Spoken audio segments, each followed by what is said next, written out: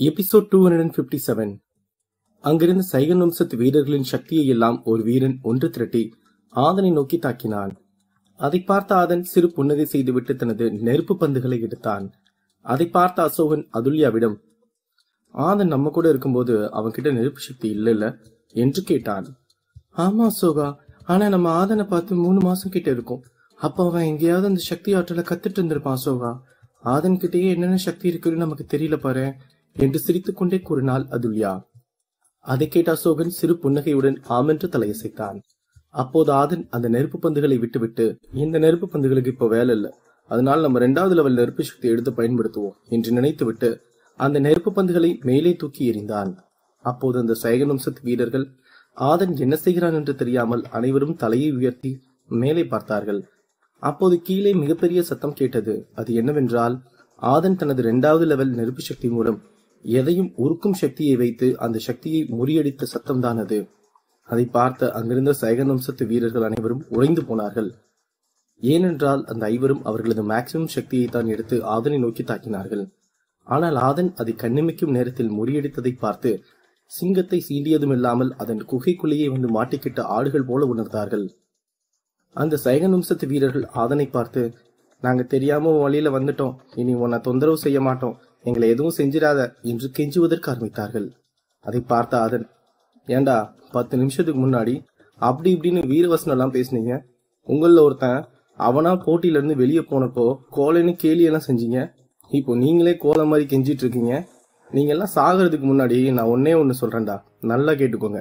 எந்த இடத்துலயும் வீரம் மட்டுமே வேலை செய்யாது, சில இடத்துல விவேகம் தான் நம்மளை காப்பாத்தி விடும். சரி, நான் அடுத்த இடத்துக்கு போகணும், இப்போ நீங்க போட்டியிலிருந்து வெளியே போக தயாரா என்று கேட்டு முடித்ததும் வாரத்தில் தூக்கி போட்ட நெருப்பு பந்துகள் மீண்டும் ஆதனின் கைகளுக்கு வந்தது.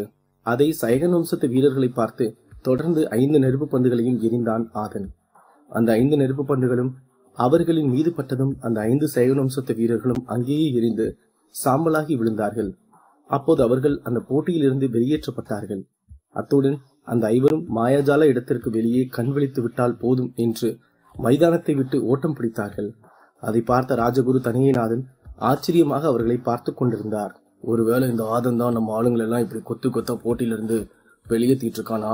இல்ல, அவனுக்கு அந்த அளவுக்கெல்லாம் சக்தி இருக்காது, இது வேற யாரோ பண்ணிட்டு இருக்காங்க என்று ராஜகுரு தனியநாதன் நினைத்து விட்டு அங்கு போட்டியிலிருந்து வெளியேறி கொண்டிருந்த மதுரை அகாடமி வீரர்களை பார்த்து மனதிற்குள் சந்தோஷமாக உணர்ந்து கொண்டிருந்தார். அப்போது அங்கு நின்று பார்த்து கொண்டிருந்த மற்ற எக்ஸ்பர்ட்டுகளும் ஆதனுடன் இருக்கும் எக்ஸ்பர்ட்டுகளும் ஆதனை வியப்பாக பார்த்து கொண்டிருந்தார்கள். ஆதனுக்கு துணை வராத எக்ஸ்பர்ட்டுகள் தூரமாக நின்று அங்கு நடந்ததை பார்த்துவிட்டு, இந்த ஆதன் 2 மாசமா எங்க போனா என்ன பண்ணான்னு தெரியல, ஆனா பல ஆற்றல் சக்திகளை துல்லியமா கத்துக்கிட்டு வந்து சைகன் வம்சத்து வீரர்களை துரத்தி அடிக்கிறான் என்று கலந்து பேசிக் கொண்டிருந்தார்கள். அதை கேட்டு அங்கிருந்த எக்ஸ்பர்ட்டுகள் சிலர், நாங்களும் ஆதன் கூட போய் சேர்ந்துக்கலான்னு முடிவு பண்ணிட்டோம், ஏன்னா அவன் நமக்காக தான் போராடிக்கிட்டு இருக்கான்.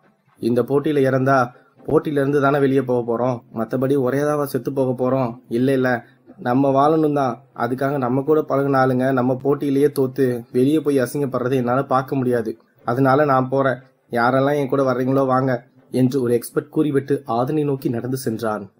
அவனை பின்தொடர்ந்து 10க்கும் மேற்பட்ட வீரர்கள் ஆதனுடன் வந்து இணைந்து கொண்டார்கள். அவர்களை அழைத்துக் கொண்டு ஆதன் மீண்டும் சைகன் வம்சத்து வீரர்களை வேட்டையாட கிளம்பினான். ஆதன் வழியில் பார்க்கும் அனைத்து சைகன் வம்சத்து வீரர்களையும் ஈவு இரக்கம் பார்க்காமல் கொன்று அந்த போட்டியிலிருந்து வெளியேற்றினான். அப்போது அதையெல்லாம் பார்த்து கொண்டிருந்த பார்வையாளர்களுடன் ஆதனுடன் சேர்ந்து கொண்டேதான் இருந்தார்கள். அத்துடன் மாயாஜால இடத்திற்கு வெளியே அந்த கண்ணாடி திரையும் போட்டி முடியும் வரை மறைந்து விட்டதால் அந்த மாயாஜால இடத்திற்குள் யார் சைகன் வம்சத்து வீரர்களை கொத்து கொத்தாக கொன்று போட்டியிலிருந்து வெளியேற்றிக் கொண்டிருக்கிறார்கள் என்று தெரியவில்லை. அந்த மாயாஜால திரையில் அந்த இடத்தில் நடப்பது தெரிந்தாலும் சண்டை போடுவதெல்லாம் மறைந்துவிடும். ஏனென்றால் குறிப்பிட்ட எண்ணிக்கை வரைதான் அங்கு இருக்கும் வீரர்கள் என்ன செய்து கொண்டிருக்கிறார்கள் என்று காண்பித்துக் கொண்டிருக்கும். ஏனென்றால் அங்கு பல ஆயிரக்கணக்கான வீரர்கள் சென்றிருக்கிறார்கள். அதனால் அனைத்து சண்டைகளையும் அந்த திரையில் காட்ட முடியாது என்பதால் அங்கிருக்கும் மக்கள் அங்கு வரும் அறிவிப்புகளை வைத்துத்தான் அனைத்தையும் தெரிந்து கொண்டிருந்தார்கள். அப்போது மதுரை அகாடமி பொறுப்பாளர்களுக்கு ஒரு அறிவிப்பு வந்தது. அதை அவர் எடுத்துக்கொண்டு வந்து போட்டியின் பொறுப்பாளரான தணிகைநாதனிடம் கொடுத்தார். அதை வாங்கி படித்த தணிகைநாதன் பேரதிர்ச்சி அடைந்தார். காரணம், மதுரை அகாடமி வீரர்களை விட சைகன் வம்சத்து வீரர்கள் தான் அதிகம் வெளியேற்றப்பட்டிருக்கிறார்கள் என்றும் வெளியேற்றப்பட்டு கொண்டிருக்கிறார்கள் என்றும் தகவல் வந்திருந்தது. அதை தணிகைநாதன் கோபத்தில் பல்லை கடித்துக் கொண்டு அந்த கோபத்தை வெளியே காட்டிக்கொள்ளாமல் அறிவித்தார். அதை கேட்டு அங்கிருந்த மதுரை அகாடமி மக்கள் அனைவரும் சந்தோஷமாக கூச்சலிட்டு கொண்டாடி கொண்டும் இருந்தார்கள். அதையெல்லாம் பார்த்த தனிகைநாதன் ஒரு போலியான சிரிப்போடு அவர்களை எல்லாம் பார்த்து மனதிற்குள் திட்டிக் கொண்டிருந்தார். அதே போல வாரியர் லெவல் வீரர்களிலும் சைகன் வம்சம் பின்தங்கிதான் இருந்தது. அதிலும் சோமன் பல பேரை கொன்று வீழ்த்தி இருக்கிறான் என்று தகவல்களையும் கேட்டு தனிகைநாதன் அளவில்லாத கோபம் வந்தது. இருப்பினும் அந்த கூட்டத்தில் அதை காட்டிக் கொள்ளாமல் அந்த தகவலை மட்டும் அறிவித்துவிட்டு அவரது இருக்கையில் அமர்ந்தார். அப்போது அங்கு பார்வையாளர்கள் இடத்தில் அமர்ந்திருந்த மதுரை அகாடமி எக்ஸ்பர்ட் ஒருவன், அங்க பாத்தியா நண்பா அந்த தனிகைநாதன் மூஞ்சிய, அவன் போலியா சிரிச்சுக்கிட்டு இருக்கான்னு அப்பட்டமா தெரியுது பாரு நண்பா என்று கூறினான். அதை கேட்ட அங்கிருந்து அவனது நண்பன், அப்புறம் அவன் ஆளுங்க சண்டையில இருந்து பெரும்பாலும் தோத்துட்டு இருக்கானுங்கன்னா அவன் சிரிச்சுக்கிட்டு இருப்பானா என்ன? வீடு அவனும் அந்த அட்டோரியனும் பண்ண திமிருக்கு இப்படி எல்லாம் நடந்தாதான் நல்லா இருக்கும். எனக்கு என்னமோ நம்ம ஆதம் தான் இந்த ஆள்கிட்ட பேசிட்டு போன பிறகு இந்த கொலவெறியெல்லாம் உள்ள வச்சு அடிச்சு தட்டி எறிகிறான்னு நினைக்கிறேன் என்று கூறினான். அதேதான் நானும் நினைக்கிறேன். சரி, முடிவு எப்படி இருக்குன்னு தெரியல, பாப்போம் என்று கூறினான் அந்த எக்ஸ்பர்ட். அங்கிருந்த மக்களில் பலரும் இந்த இருவரையும் போல்தான் தனிகைநாதன் திட்டிக் கொண்டிருந்தார்கள். ஏனென்றால் சைகன் வம்சத்து ஆட்கள் அந்த வம்சத்து வீரர்களையும் மக்களையும் மட்டும்தான் மரியாதையோடு நடத்துவார்கள். மற்ற வம்சத்து வீரர்கள் சைகன் வம்சம் நடத்தும் சண்டை போட்டிக்கு சென்றால் அனைவரும் அவமானப்பட்டுத்தான் திரும்புவார்கள். என்னதான் ஆதன் சைகன் வம்சத்து போட்டியில் வெற்றி பெற்றிருந்தாலும் மற்ற வீரர்கள் எல்லாம் அவமானப்படுத்தப்பட்டும் மரியாதை குறைவாகவும் தான் நடத்தப்பட்டு அங்கிருந்து வெளியே அனுப்பப்பட்டார்கள் என்பது வெளியே தெரியாத உண்மையாகும். அப்போது அந்த மாயாஜால இடத்தில் இருந்த சைகன் வம்சத்தின் முக்கியமான ஒரு வீரன் வெளியேற்றப்பட்டான். அப்போது அவன் வேகமாக வந்து தனிகைநாதனை பார்த்து, ஐயா, உள்ள எவனோ ஒரு வம்சத்து வீரன் நம்ம வம்சத்து ஆளுங்களை டார்கெட் பண்ணி அடிச்சு வெளியே அனுப்புறாங்கயா என்று பதட்டத்துடன் கூறினான். அதை கேட்ட தனிகைநாதனுக்கு பேரதிர்ச்சியாக இருந்தது. அவன் பேர் என்னன்னு தெரியுமா? அவன் பேர் மட்டும் சொல்லு, மற்றதை நான் பாத்துக்கிறேன் என்று கேட்டார். நான் இந்த போட்டிக்காக சந்திரா அகாடமில இருந்து நீங்க சொன்னீங்கன்னு தான் வந்தேன். அதனால அவன் பேரெல்லாம் எனக்கு தெரியாதீங்க. நம்ம ஆளுங்க எல்லாத்தையும் அவன் மட்டும்தாங்க கொடூரமா கொள்றான். அதுதான் இதுல முக்கியமான விஷயமே என்று கூறினான் அந்த எக்ஸ்பர்ட். அதை கேட்ட தனிகைநாதன், நம்ம நினைச்ச மாதிரி எவனோ உள்ள நமக்கு எதிராக விளையாடிட்டு இருக்கான், அது யாருன்னு எப்படி கண்டுபிடிக்கிறது என்று நினைத்து யோசித்துக் கொண்டிருந்தார். அப்போது தனிகைநாதன் அங்கிருந்து எழுந்து யாருமில்லாத அவரது தனியறைக்கு சென்று தரையில் அமர்ந்து தனது டிவைன் சென்ஸ் மூலமாக அட்டோரியன் மற்றும் ஜனனி என்ன செய்து கொண்டிருக்கிறார்கள் என்று பார்த்தார். அப்போது அட்டோரியன் தியானம் செய்து கொண்டிருந்தார் மற்றும் ஜனனி அவள் கண்ணில் பார்க்கும் வீரர்களை கொன்று போட்டியிலிருந்து வெளியேற்றிக் கொண்டிருந்தாள்.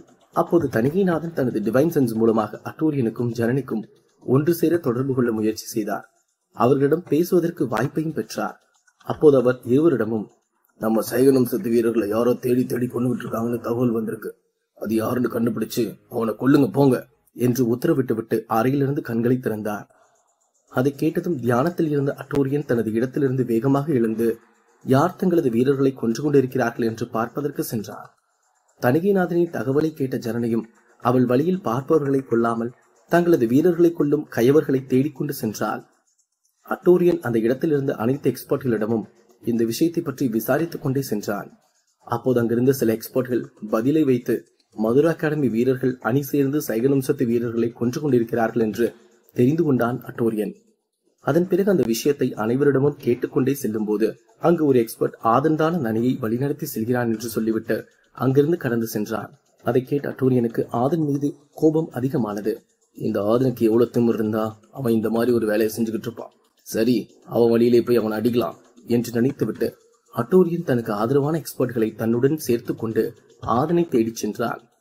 அத்துடன் அவர்கள் வழியில் வரும் மதுரை அகாடமி வீரர்களை கொன்று போட்டியிலிருந்து வெளியேற்றிக் கொண்டிருந்தார்கள். இருப்பினும் அட்டோரியனின் அணியில் சிலர் மட்டும்தான் இருந்தார்கள். ஏனென்றால் ஆதன் பெரும் படையை தன் வசம் ஈர்த்து விட்டான்.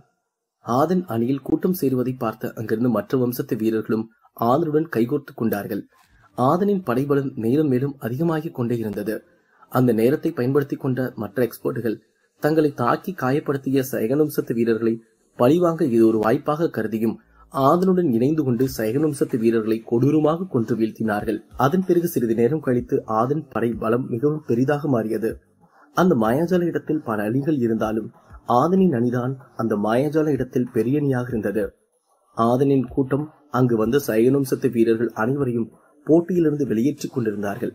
மதுரை அகாடமியின் பெரிய மைதானத்தில் முன்பை விட இப்போது கொத்து கொத்தாக சைகன் வம்சத்து வீரர்கள் போட்டியிலிருந்து வெளியேறுவதை பார்த்த தனிகைநாதனுக்கு அதிருப்தி அதிகமானது. நம்ம அட்டோரியன் கிட்டையும் ஜனனி கிட்டையும் இந்த விஷயத்தை பத்தி சொல்லியும் இன்னும் நம்ம ஆளுங்க தான் அதிக பேர் வெளியே வந்துட்டு இருக்காங்க, இவங்க 2 பேரும் என்ன பண்ணிட்டு இருக்காங்க என்று நினைத்துக் கொண்டிருந்தார் தனிகைநாதன். அப்போது சைகன் வம்சத்து தூதுவன் ஒருவன் வந்து தணிகைநாதனை பார்த்து, ஐயா, இப்ப வந்த தகவல் படி நம்ம வம்சத்து ஆளுங்க தான் நிறைய பேர் போட்டியில இருந்து வெளியே வந்துட்டு இருக்காங்க ஐயா. இது இப்படியே போச்சுன்னா அடுத்த போட்டிக்கு நம்ம ஆளுங்க ரொம்ப கம்மியா தான் இருப்பாங்க ஐயா என்று கூறிவிட்டு யாருக்கும் தெரியாமல் அங்கிருந்து சென்று விட்டான். அதை கேட்ட தணிகைநாதன் முகம் கோபமாக மாறியது. அவர் கோபத்தை எப்படி காட்டுவதென்று தெரியாமல் அங்கிருந்த டீ கப்பை கீழே போட்டு உடைத்தார். அதை பார்த்து மதுரா அகாடமியின் தலைமை பொறுப்பாளர், என்னையா கை தவளை கீழே விழுந்துருச்சா, நான் வேணா இன்னொரு டீ கொண்டு வர சொல்லட்டுமாங்கயா என்று பணிவுடன் கேட்டார். அதை கேட்ட தணிகைநாதன், இல்ல வேணாம், இன்னும் கொஞ்ச நேரம் போட்டோம், அதுக்கப்புறம் நான் டீ வாங்கிக்கிறேன் என்று போலியாக சிரித்துக் கொண்டே கூறினார். அதை கேட்ட அந்த தலைமை பொறுப்பாளர் தணிகைநாதனை வணங்கிவிட்டு சென்று அவரது இடத்தில் அமர்ந்து கொண்டார். அப்போது தணிகைநாதன் கூட்டத்தில் இருந்த ஒரு நபரை பார்த்தார். அந்த நபர் தணிகைநாதனை பார்த்து கிண்டலாக ஒரு சிரிப்பு சிரித்துக் கொண்டிருந்தார். அதை பார்த்த தணிகைநாதனுக்கு கோபம் மேலும் அதிகமானது. இருப்பினும் அவருக்கு இப்போதைக்கு எதையும் செய்ய முடியாது என்பதால் அமைதியாக இருந்தார். அந்த மாயாஜால இடத்தில் பல சண்டைகள் நடந்திருந்தாலும் ஆதன் அணியின் சண்டைகள் சில நொடிகளிலேயே முடிந்து கொண்டிருந்தது. ஏனென்றால் அங்கு எந்த ஒரு சைகன் வம்சத்து வீரனை பார்த்தாலும் அசோகனும் மணிகண்டனும் சேர்ந்து வெட்டி வீசி சென்று கொண்டிருந்தார்கள். மறுபக்கம் அட்டூரியனுடன் மைதிலியும் இணைந்து வந்து அங்கிருந்த வீரர்களை எல்லாம் போட்டியிலிருந்து வெளியேற்றிக் கொண்டே வந்து கொண்டிருந்தார்கள். அப்போது அட்டூரியனின் மனதில் ஓடிக்கொண்டிருந்தது எல்லாம் ஒன்றுதான். அது ஆதனை பார்த்தால் அவனை கொல்லாமல் சித்திரவதை செய்து இந்த போட்டியிலிருந்து வெளியேற்ற வேண்டும் என்பதுதான். மைதிலியும் தனது அவமானத்தை அட்டூரியனிடம் சொல்லவில்லை.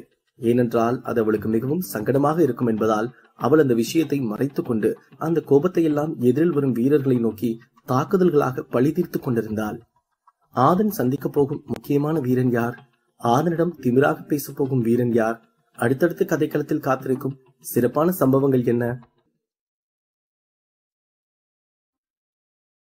எபிசோட் 258.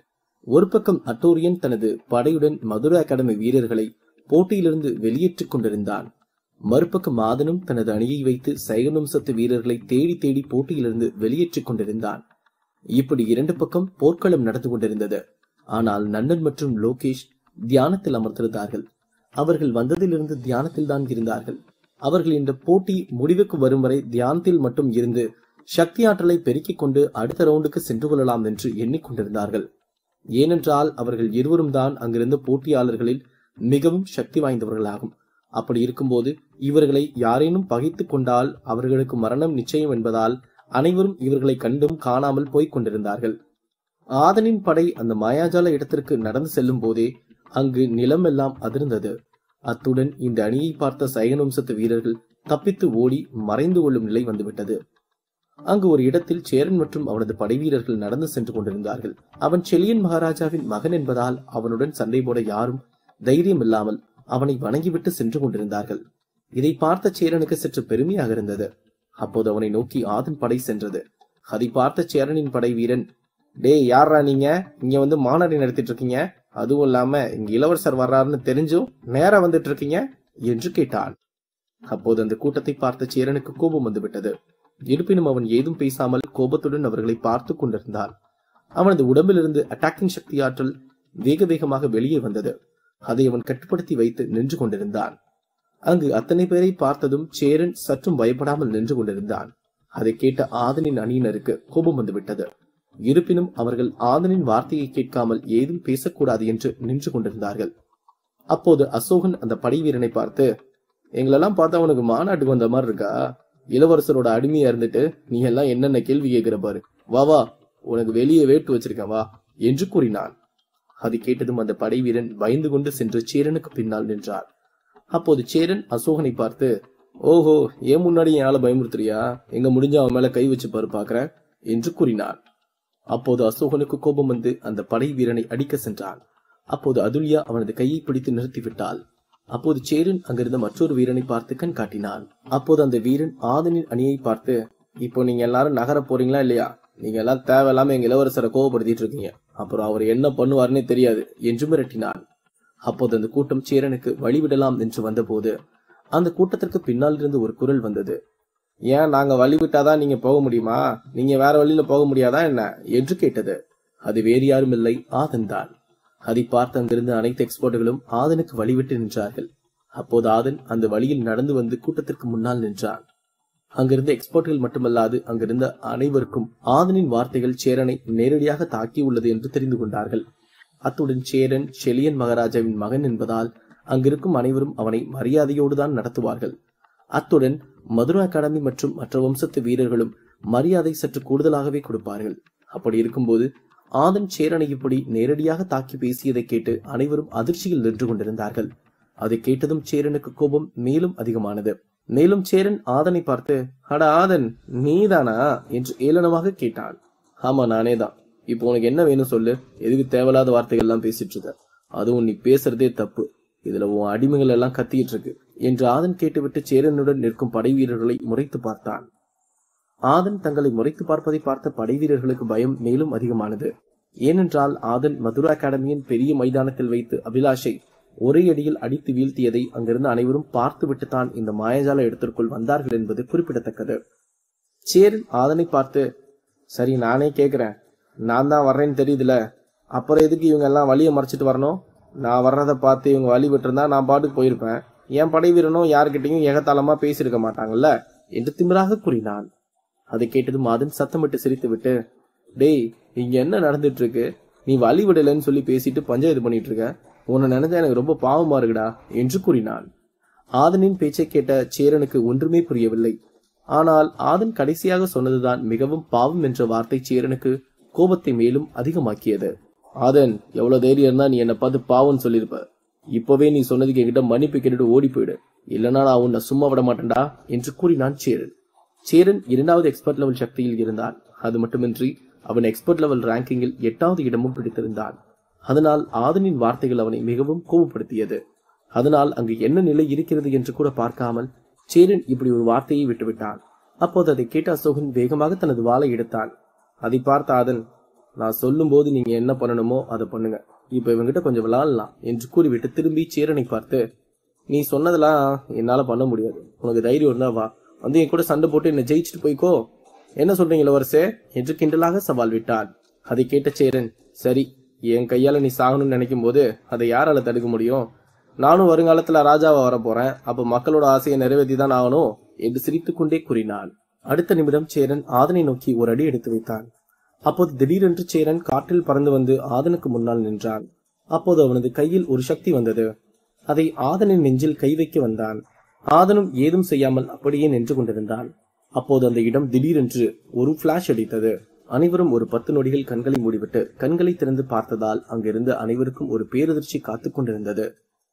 அது என்னவென்றால், ஒற்றைக்கை வேங்கையன் அங்கு வந்து அந்த பிளாஷ் அடித்த அந்த நொடியில் சேரன் ஆதன் மீது தாக்க வந்த கையை வெட்டி எறிந்தான்.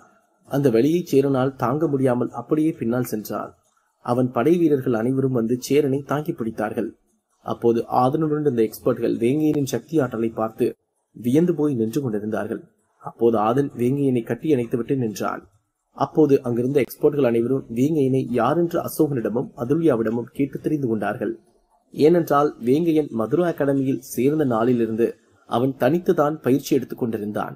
ஏனென்றால் ஆதன் இல்லாத இந்த 2 மாதத்தில் அவனுக்கு அகாடமி சென்று படிக்க விருப்பம் இல்லாமல் தனிமையில் பயிற்சி எடுத்துக் கொண்டான். அத்துடன் அவன் ஆதனின் அறையை விட்டு எங்கும் செல்லவில்லை. வேங்கையன் அங்கு வருவான் என்று சேரனும் சரி ஆதனும் சரி எதிர்பார்க்கவே இல்லை. அவன் திடீரென்று வந்து சேரனின் ஒரு கையை வெட்டியது அனைவரையும் உறைய வைத்தது. சேரனின் கண்கள் வழியில் சிவந்து போனது. உடம்பெல்லாம் வேர்த்து ஊற்ற ஆரம்பித்தது. இவையெல்லாம் மாயைதான், இருந்தாலும் வழியெல்லாம் உணரக்கூடியதாகத்தான் இருந்தது. அதனால் வெளியே மைதானத்தில் இருந்த சேரனுக்கு உடம்பெல்லாம் வேர்த்து ஊற்றியது. அதை பார்த்து அங்கிருந்த மக்கள், ஆகா, இவனையும் எவனோ விட்டு வைக்கல நண்பா, போட்டு ஒரு வழி பண்ணிட்டாங்க, இல்லனா இவனுக்கு இப்படி வேர்க்காது என்று கலந்து பேசிக் கொண்டிருந்தார்கள்.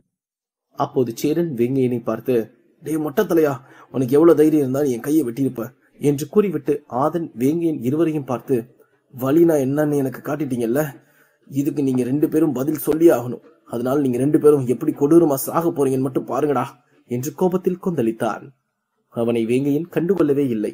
அப்போது ஆதன் சேரனை பார்த்து, ஒரு கையை வெட்டியும் வாய்ப்பேச்சு குறைய மாட்டேங்குதுல, நாங்க எங்க மரணத்தை பாக்குறோமோ இல்லையோ, நீ எங்க டார்ச்சரை பார்க்க தானே போற என்று கூறினான். அப்போது அங்கிருந்த வேங்கையன், அசோகன் மற்றும் மதுரா அகாடமியின் சில வீரர்களும் சேரனை சுற்றி நின்றார்கள். அதை பார்த்த சேரனுக்கு என்ன செய்வதென்று தெரியவில்லை. அவனால் அந்த வீரர்களிடமிருந்து தப்பிக்க முடியாது என்று தெரியும். ஆனாலும் அவன் அதற்கான முயற்சியும் எடுக்கவில்லை. அப்போது திடீரென்று காற்றில் பறந்து வந்த ஒரு வீரன் சேரனை காப்பாற்ற நினைத்தான். அது வேறு யாரும் இல்லை, ஜனனிதான். அங்கு வந்து நின்றால் அவளது உடம்பிலிருந்து வந்த ஆற்றல் சக்தி சேரனை சுற்றியிருந்த வீரர்களை பின்னுக்கு தள்ளியது. அப்போது ஜனனி சேரனை தரையிலிருந்து தூக்கிவிட்டு, சேரன், நீங்க எதுக்கும் கவலைப்படாதீங்க, நான் இந்த ஆதனை கொன்னுட்டு வந்துடுறேன் என்று கூறினாள். அதை கேட்ட சேரன், நன்றி ஜனனி என்று கூறிவிட்டு தள்ளி நின்றான்.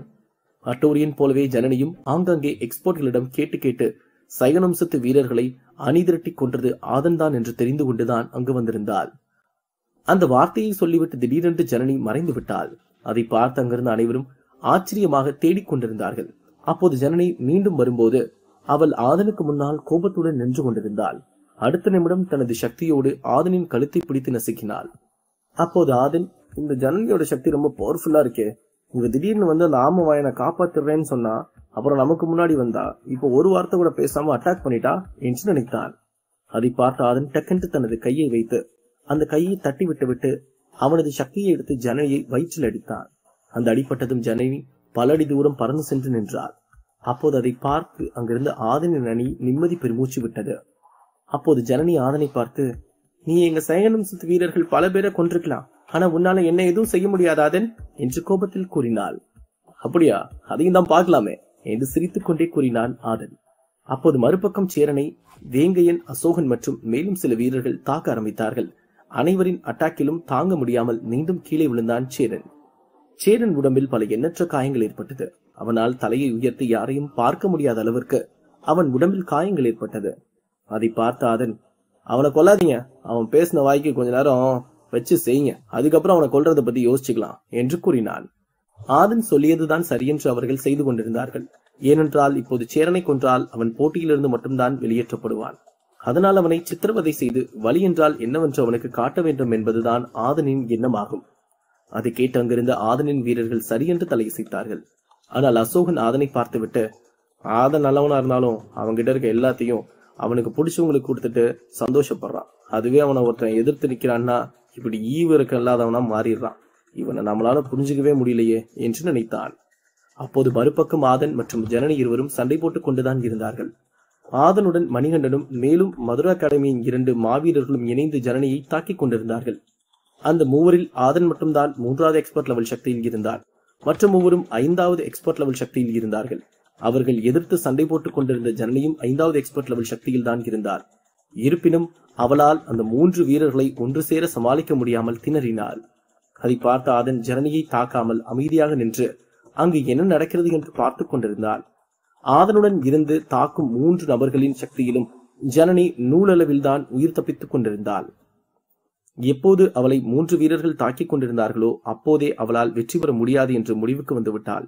அத்துடன் அவளது எனர்ஜியும் வேக வேகமாக குறைய ஆரம்பித்தது.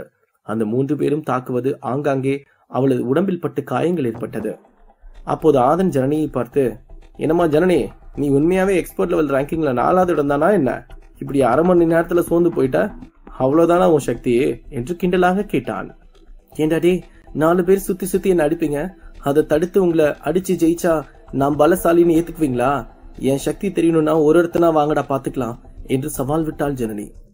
அதை பார்த்த ஆதன், ஆமா நீ சொல்றதும் சரிதானே, சரி இதை பத்தி நான் யோசிக்கிறேன் இரு என்று கூறிவிட்டு சிறிது நேரம் யோசித்துக் கொண்டிருந்தான். ஆதன் யோசித்துக் கொண்டிருப்பதை பார்த்த ஜனனி, நீ மட்டும் இப்ப தனியா சண்டை போட வந்தனா உன்னை கொல்லாம விடமாட்டேன்டா என்று தனது மனதிற்குள் நினைத்துக் கொண்டிருந்தான். ஆதன் நெடுநேரமாக யோசித்துக் கொண்டிருப்பதை பார்த்த ஆதனின் அணி வீரர்கள் ஆதன் என்ன முடிவெடுக்கப் போகிறான் என்று எதிர்பார்த்து காத்துக் கொண்டிருந்தார்கள். ஆதன் என்ன முடிவெடுக்கப் போகிறான்? மார்ஷியல் ஆர்ட்ஸ் கதைக்களத்தில் அடுத்தடுத்து காத்திருக்கும் சுவாரஸ்யமான சம்பவங்கள் என்ன?